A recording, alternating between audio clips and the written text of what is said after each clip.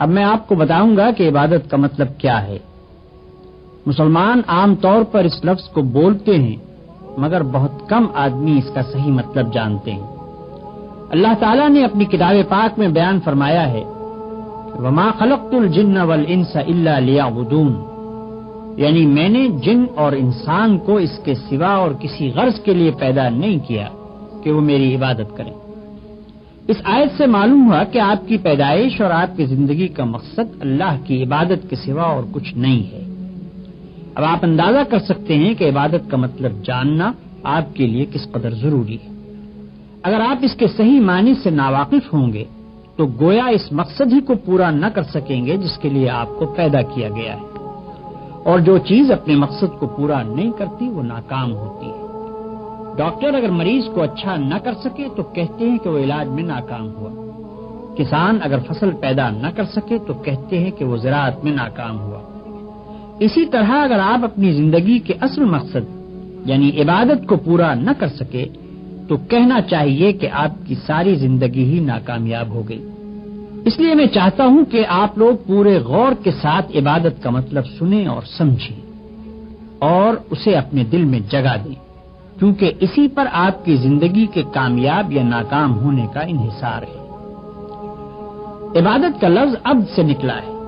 عبد کے معنی بندے اور غلام کے، اس لیے عبادت کے معنی بندگی اور غلامی کے ہوئے۔ جو شخص کسی کا بندہ ہو، اگر وہ اس کی خدمت میں بندہ بن کر رہے اور اس کے ساتھ اس طرح پیش آئے جس طرح آقا کے ساتھ پیش آنا چاہیے تو یہ بندگی اور عبادت ہے۔ اس کے برعکس جو شخص کسی کا بندہ ہو اور آقا سے تنخواہ بھی پوری وصول کرتا ہو مگر آقا کے حضور میں بندوں کا سا کام نہ کرے تو اسے نافرمانی اور سرکشی کہا جاتا ہے، بلکہ زیادہ صحیح الفاظ میں اسے نمک حرامی کہتے ہیں۔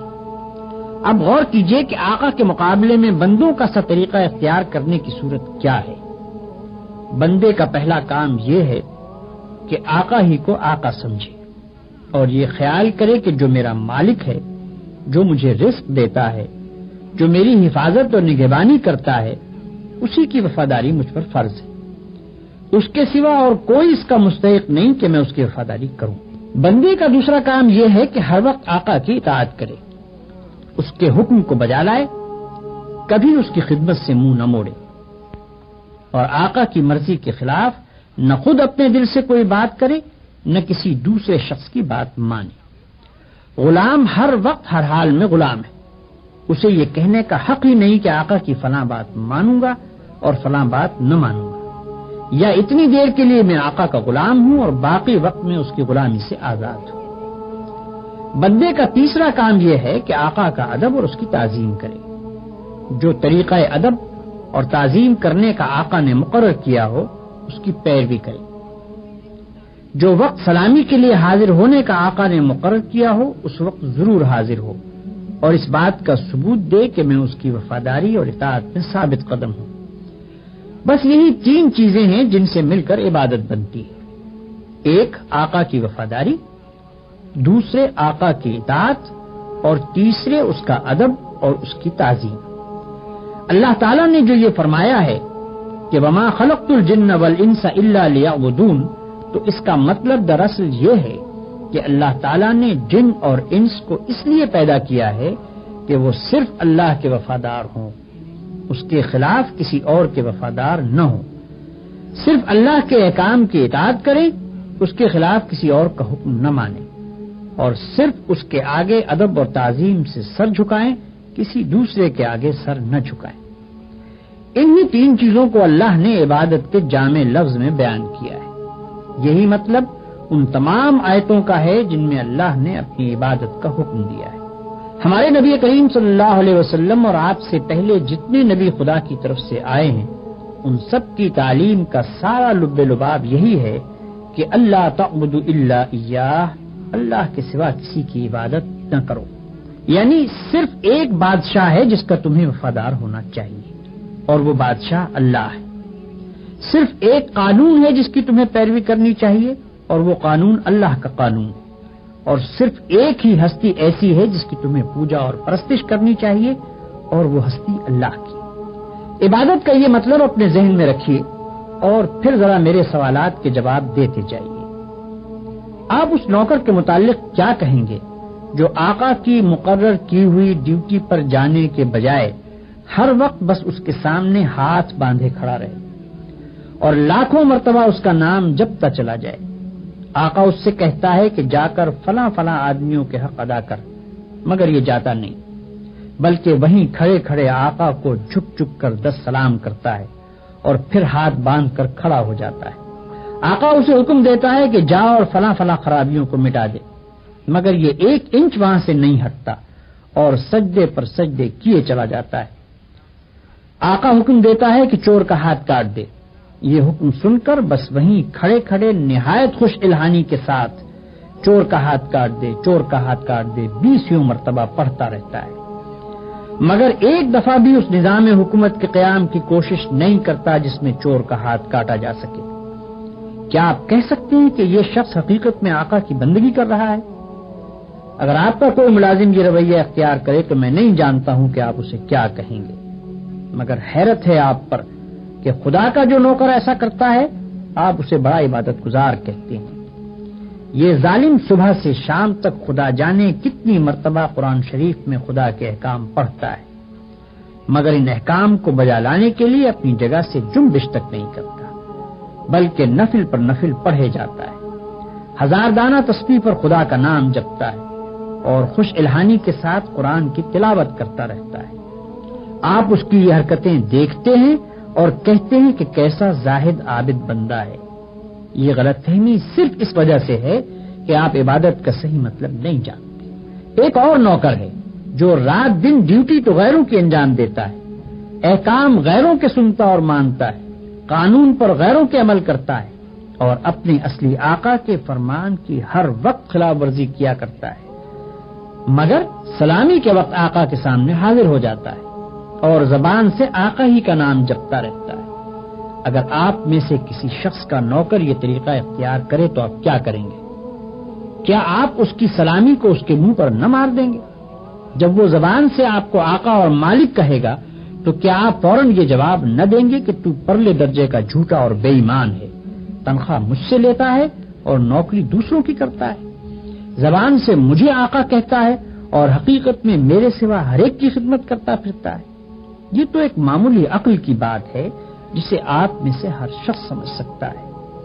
مگر کیسی حیرت کی بات ہے کہ جو لوگ رات دن خدا کے قانون کو توڑتے ہیں، کفار و مشرکین کے احکام پر عمل کرتے ہیں اور اپنی زندگی کے معاملات میں خدا کے احکام کی کوئی پرواہ نہیں کرتے، ان کی نماز اور روزے اور تسبیح اور تلاوت قرآن اور حج و زکوٰۃ کو آپ خدا کی عبادت سمجھتے ہیں۔ یہ غلط فہمی بھی اسی وجہ سے ہے کہ آپ عبادت کے اصل مطلب سے ناواقف ہیں۔ ایک اور نوکر کی مثال لیجیے۔ آقا نے اپنے نوکروں کے لیے جو وردی مقرر کی ہے یہ ٹھیک ناپ تول کے ساتھ اس وردی کو پہنتا ہے، بڑے ادب اور تعظیم کے ساتھ آقا کی خدمت میں حاضر ہوتا ہے، ہر حکم کو سن کر اس طرح جھک کر بصر و چشم کہتا ہے کہ گویا اس سے بڑھ کر اطاعت گزار خادم کوئی نہیں، سلامی کے وقت سب سے آگے جا کر کھڑا ہوتا ہے اور آقا کا نام جپنے میں تمام نوکروں سے بازی لے جاتا ہے، مگر دوسری طرف یہی شخص آقا کے دشمنوں اور باغیوں کی خدمت بجا لاتا ہے، آقا کے خلاف ان کی سازشوں میں حصہ لیتا ہے اور آقا کے نام کو دنیا سے مٹانے میں جو کوشش بھی وہ کرتے ہیں اس میں یہ کمبخت ان کا ساتھ دیتا ہے، رات کے اندھیرے میں تو آقا کے گھر میں نقب لگاتا ہے اور صبح بڑے وفادار ملازموں کی طرح ہاتھ باندھ کر آقا کی خدمت میں حاضر ہو جاتا ہے۔ ایسے نوکر کے متعلق آپ کیا کہیں گے؟ یہی نہ کہ وہ منافق ہے، باغی ہے، نمک حرام ہے، مگر خدا کے جو نوکر ایسے ہیں ان کو آپ کیا کہیں گے؟ آپ سمجھتے ہیں کہ ہاتھ باندھ کر قبلہ رو کھڑے ہونا، گھٹنوں پر ہاتھ رکھ کر جھکنا، زمین پر ہاتھ ٹیک کر سجدہ کرنا اور چند مقرر الفاظ زبان سے ادا کرنا، بس یہی چند افعال اور حرکات بجائے خود عبادت ہیں؟ آپ سمجھتے ہیں کہ رمضان کی پہلی تاریخ سے شوال کا چاند نکلنے تک روزانہ صبح سے شام تک بھوکے پیاسے رہنے کا نام عبادت ہے؟ آپ سمجھتے ہیں کہ قرآن کے چند رکوع زبان سے پڑھ دینے کا نام عبادت ہے؟ آپ سمجھتے ہیں کہ مکہ معظمہ جا کر کعبے کے گرد طواف کرنے کا نام عبادت ہے؟ غرض آپ نے چند افعال کی ظاہری شکلوں کا نام عبادت رکھ چھوڑا ہے، اور جب کوئی شخص ان شکلوں کے ساتھ ان افعال کو ادا کر دیتا ہے تو آپ خیال کرتے ہیں کہ اس نے خدا کی عبادت کر دی اور اس کی تخلیق کا مقصد پورا ہو گیا، اب وہ اپنی زندگی میں آزاد ہے کہ جو چاہے کرے۔ لیکن اصل حقیقت یہ ہے کہ اللہ نے جس عبادت کے لیے آپ کو پیدا کیا ہے اور جس کا آپ کو حکم دیا ہے وہ کچھ اور ہی چیز ہے۔ وہ عبادت یہ ہے کہ آپ اپنی زندگی میں ہر وقت ہر حال میں خدا کی اطاعت کریں اور ہر اس قانون کی پابندی سے آزاد ہو جائیں جو قانون الہی کے خلاف ہے۔ آپ کی ہر جنبش اس حد کے اندر ہو جو خدا نے آپ کے لیے مقرر کی ہے، آپ کا ہر فعل اس طریقے کے مطابق ہو جو خدا نے بتا دیا ہے۔ اس طرز پر جو زندگی آپ بسر کریں گے وہ پوری کی پوری عبادت ہوگی۔ ایسی زندگی میں آپ کا سونا بھی عبادت ہے اور جاگنا بھی، کھانا بھی عبادت ہے اور پینا بھی، چلنا پھرنا بھی عبادت ہے اور بات کرنا بھی، حتیٰ کہ اپنی بیوی کے پاس جانا اور اپنے بچے کو پیار کرنا بھی عبادت ہے۔ جن کاموں کو آپ بالکل دنیا داری کہتے ہیں وہ سب دینداری اور عبادت ہیں اگر آپ ان کو انجام دینے میں خدا کی مقرر کی ہوئی حدوں کا لحاظ کریں اور زندگی میں ہر ہر قدم پر یہ دیکھ کر چلیں کہ خدا کے نزدیک جائز کیا ہے اور ناجائز کیا، حلال کیا ہے اور حرام کیا، فرض کیا چیز کی گئی ہے اور منع کس چیز سے کیا گیا ہے، کس چیز سے خدا خوش ہوتا ہے اور کس سے ناراض ہوتا ہے۔ مثلاً آپ روزی کمانے کے لیے نکلتے ہیں، اس کام میں بہت سے مواقع ایسے بھی آتے ہیں جن میں حرام کا مال کافی آسانی کے ساتھ آپ کو مل سکتا ہے۔ اگر آپ نے خدا سے ڈر کر وہ مال نہ لیا اور صرف حلال کی روٹی کما کر لائے تو یہ جتنا وقت آپ نے روٹی کمانے پر صرف کیا یہ سب عبادت تھا، اور یہ روٹی گھر لا کر جو آپ نے خود کھائی اور اپنی بیوی بچوں اور خدا کے مقرر کیے ہوئے دوسرے حقداروں کو کھلائی، اس سب پر آپ اجر و ثواب کے مستحق ہو گئے۔ آپ نے اگر راستہ چلنے میں کوئی پتھر یا کانٹا ہٹا دیا اس خیال سے کہ خدا کے بندوں کو تکلیف نہ ہو تو یہ بھی عبادت ہے۔ آپ نے اگر کسی بیمار کی خدمت کی یا کسی اندھے کو راستہ چلایا یا کسی مصیبت زدہ کی مدد کی تو یہ بھی عبادت ہے۔ آپ نے اگر بات چیت کرنے میں جھوٹ سے، غیبت سے، بدگوئی اور دل آزاری سے پرہیز کیا اور خدا سے ڈر کر صرف حق بات کی تو جتنا وقت آپ نے بات چیت میں صرف کیا وہ سب عبادت میں صرف ہوا۔ بس خدا کی اصلی عبادت یہ ہے کہ ہوش سنبھالنے کے بعد سے مرتے دم تک آپ خدا کے قانون پر چلیں اور اس کے احکام کے مطابق زندگی بسر کریں۔ اس عبادت کے لیے کوئی وقت مقرر نہیں ہے، یہ عبادت ہر وقت ہونی چاہیے۔ اس عبادت کی کوئی ایک شکل نہیں ہے، ہر کام اور ہر شکل میں اسی کی عبادت ہونی چاہیے۔ جب آپ یہ نہیں کہہ سکتے کہ میں فلاں وقت خدا کا بندہ ہوں اور فلاں وقت اس کا بندہ نہیں ہوں تو آپ یہ بھی نہیں کہہ سکتے کہ فلاں وقت خدا کی بندگی و عبادت کے لیے ہے اور فلاں وقت اس کی بندگی و عبادت کے لیے نہیں ہے۔ بھائیو، آپ کو عبادت کا مطلب معلوم ہو گیا اور یہ بھی معلوم ہو گیا کہ زندگی میں ہر وقت ہر حال میں خدا کی بندگی اور اطاعت کا نام ہی عبادت ہے۔ اب آپ پوچھیں گے کہ یہ نماز، روزہ اور حج وغیرہ کیا چیزیں ہیں؟ اس کا جواب یہ ہے کہ دراصل یہ عبادتیں جو اللہ نے آپ پر فرض کی ہیں ان کا مقصد آپ کو اس بڑی عبادت کے لیے تیار کرنا ہے جو آپ کو زندگی میں ہر وقت ہر حال میں ادا کرنی چاہیے۔ نماز آپ کو دن میں 5 وقت یاد دلاتی ہے کہ تم اللہ کے بندے ہو، اسی کی بندگی تمہیں کرنی چاہیے۔ روزہ سال میں 1 مرتبہ پورے 1 مہینے تک آپ کو اسی بندگی کے لیے تیار کرتا ہے۔ زکوٰۃ آپ کو بار بار توجہ دلاتی ہے کہ یہ مال جو تم نے کمایا ہے یہ خدا کا عطیہ ہے، اس کو صرف اپنے نفس کی خواہشات پر صرف نہ کر دو بلکہ اپنے مالک کا حق ادا کرو۔ حج دل پر خدا کی محبت اور بزرگی کا ایسا نقش بٹھاتا ہے کہ اگر 1 مرتبہ وہ بیٹھ جائے تو تمام عمر اس کا اثر دل سے دور نہیں ہو سکتا۔ ان سب عبادتوں کو ادا کرنے کے بعد اگر آپ اس قابل ہو گئے کہ آپ کی ساری زندگی خدا کی عبادت بن جائے تو بلا شبہ آپ کی نماز نماز ہے اور روزہ روزہ ہے، زکوٰۃ زکوٰۃ ہے اور حج حج ہے۔ لیکن اگر یہ مقصد پورا نہ ہوا تو محض رکوع اور سجدہ کرنے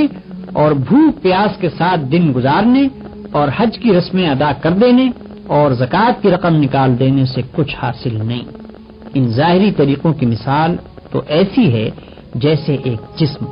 کہ اگر اس میں جان ہے اور وہ چلتا پھرتا اور کام کرتا ہے تو بلا شبہ ایک زندہ انسان ہے، لیکن اگر اس میں جان ہی نہیں تو وہ ایک مردہ لاش ہے۔ مردے کے ہاتھ، پاؤں، آنکھ، ناک سبھی کچھ ہوتے ہیں مگر اس میں جان نہیں ہوتی، اس لیے تم اسے مٹی میں دبا دیتے ہو۔ اسی طرح اگر نماز کے ارکان پورے ادا ہوں یا روزے کی شرطیں پوری ادا کر دی جائیں مگر خدا کا خوف، اس کی محبت اور اس کی وفاداری و اطاعت نہ ہو جس کے لیے نماز اور روزہ فرض کیا گیا ہے، تو وہ بھی ایک بے جان چیز ہوگی۔